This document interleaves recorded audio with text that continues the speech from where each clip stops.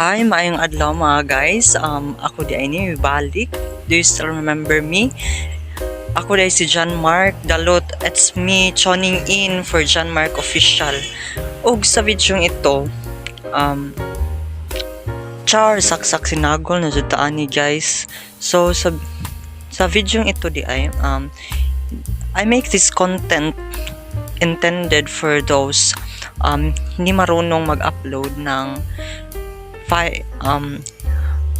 file rather sa messenger nila gamit ang messenger account. So you need to open your Chrome and then you need to type the search bar messenger.com and then i-search mo and then ang mag-result is, so nakita nyo diba may 3 dots sa gilid, yun ang itap ninyo, tapos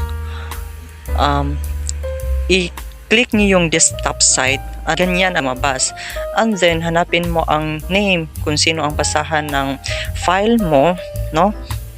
And then kalisod mag voice over mga guys. So dinhi nga part mupili na ta di ay dinhi og atong file kung din ato isend ngadto sa kung paprintanan, no?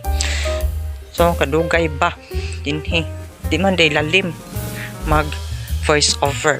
So yan, nakapili na ko og file nga akong isend ngadto og mag-type ra ko diha gamay nga mensahe para mabasa niya dayon ang kuan.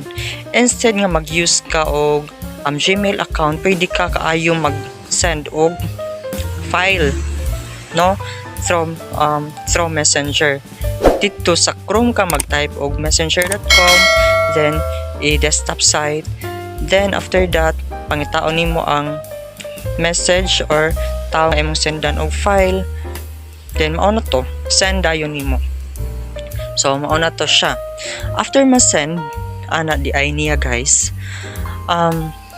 i-review po na nato pagkatema dito sa messenger nga original sa Violet, no, aron makita sa nato diha kung na-send na ba jud siya to prove. Sure, I don't know, nakita pa jud yung langga ginoko, no? Kindly subscribe to my YouTube channel guys. Unta namoy na hibaw-an, no, sa mga wala pa makabaw. And then that's all. Bye bye.